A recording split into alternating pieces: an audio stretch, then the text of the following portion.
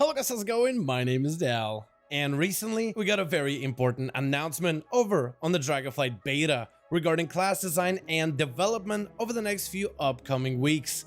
This update will feature even more changes for the new class of Evoker, with the devs implementing even more adjustments based on community feedback. We also got big revamps on the horizon for the playstyle of Balanced Druid, which includes a brand new talent tree. But this week, we got another major update regarding class development and design going forward. A recent blue post strongly suggests that the expansion has taken the next crucial step towards an eventual release, and we could be getting an announcement for Dragonflight pre-patch or the official release date very soon. And I want to cover all of these recent updates in today's video. But right before that, most of you guys watching these videos are still not subscribed. However, the more of you remind, the more of you do. So let's keep it going. Subscribe to the channel as well as to the bell if you're watching these videos anyway, especially if you want to get regular updates about the next World of Warcraft expansion of Dragonflight.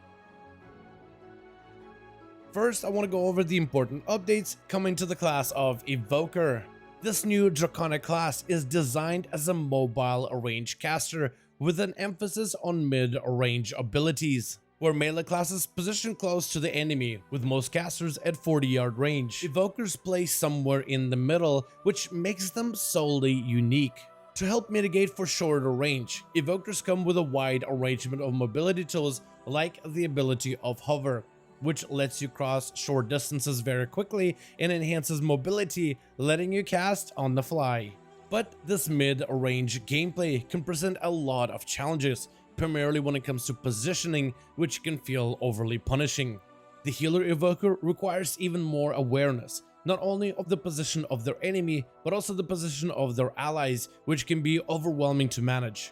So in an upcoming build, the healer spec of Evoker is getting even more buffs, improving the maximum range of all of your spells by 5 extra yards, making it easier for you to reach your targets and less punishing positionally, while still keeping to the mid-range playstyle. Also, the healing output of Dream Breath and Spirit Bloom is being increased significantly, while also increasing the overall cooldown. Both of these spells utilize an empowerment mechanic that's unique to this class, where certain spells gain more strength the longer you channel them. This change allows Evokers to spend less time standing still empowering their abilities, while gaining even more throughput in the process. As of right now, this change is only planned for the healer spec of Preservation, but not for the damage dealer of Devastation. However, we've seen a lot of class changes and adjustments over the last few weeks based on community feedback. And it's possible that over the next few weeks, we could see a similar change get applied to Devastation as well.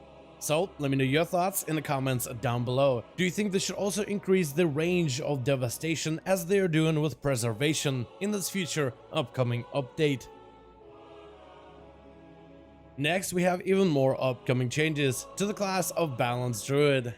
First of all, Balanced Druids are seeing an entire revamp to their spec talent tree that features brand new talent choices and new gameplay options. This version of the talent tree will feature better interconnectivity, allowing for easy access to a variety of different options, with the main goal of making less talents mandatory in order to promote even more build variety. This new set of talents will feature even more gameplay options by introducing even more interactivity between abilities of Wrath and Starfire. The Wild Mushrooms of Cataclysm make a return as an AoE talent option. The abilities of Sunfire and Moonfire can now summon fairy dragons to aid you in combat. And even the Shadowlands tier set finds a spot amongst the talent tree options. We also got a new update to the ability of Starfall. And based on community feedback, the devs are reverting the spell so it continues to follow the Druid's location, while letting multiple Starfalls overlap for increased AoE output. This week, we also got a new announcement regarding class development going forward. In a blue post, they detail how Dragonflight Beta will be transitioning from class design and talent iterations, and will now primarily focus on bug fixes and class tuning. In this post, they also mention they will continue to listen to feedback and adjust our class talents in the future content updates following the expansion's release. and this recent post saw a mixed reaction from the general community. So many of our classes have seen big improvements over the development period. A lot of these class changes also came with developer comments explaining the reasons why they're making the changes they are. And a lot of these class changes have been adjusted or entirely reverted based on community feedback. And overall, it's been great to see this much communication over the development period, and how crucial feedback has helped shape classes going forward, which is something a lot of people in the community are very happy to see. But it also would be unfair to say that every single class is perfect and finished, where there are a certain few playstyles that have received very little attention over the development. Specifically, the Paladin community is worried about the state of protection. For one, the research generation has been drastically adjusted over this expansion's development, with many of their core talents still not properly implemented, with some concerned that this spec may be walking into Dragonflight less durable than ever before, which could impact their desirability in group content. Guardian Druid is another spec that hasn't seen too many blue posts or updates. While the spec is functional and durable, some of the talent choices aren't really all that competitive and would need severe buffing in order to make up for counteractive design. And just like Protection, Guardian also has many talents that are not fully implemented. There is a possibility that tuning and bug fixes can solve a good portion of these problems, but this is just a sample of some of the outspoken community concerns. But it's also worth noting that this blog post never stated that class development will stop entirely, just that the focus will switch towards bugs and tuning, which could mean that class changes are still expected, but instead of seeing 4 to 5 class changes at a time, we will likely see 1 or 2 instead. Together with this update, we also got a schedule detailing raid testing planned for an upcoming build.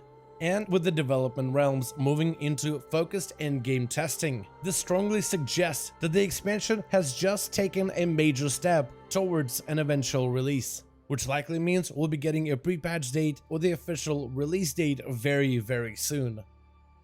And for now, that's going to be all of the upcoming changes and updates coming to the next build of the Dragonflight beta. I want to thank you all so much for watching, and I hope you guys enjoyed. Let me know your thoughts in the comments below. What do you think about the range increases for the healer Evoker, and do you think that adjustment should also apply for Devastation as well? What are your thoughts about the revamp coming to the balanced Druid talent tree?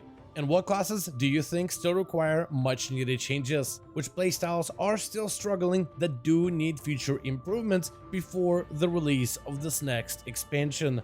Let me know all your thoughts in the comments below. As per always, if you guys enjoyed this video or found it informative, go ahead and give it a thumbs up. I would very much appreciate it.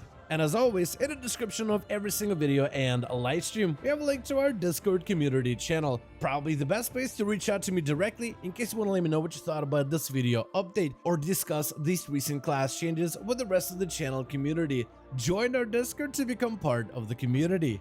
But otherwise, thank you all so much for watching. I do hope you guys enjoyed. Let me know your thoughts in the comments, and as always, I'll see all of you guys in another video.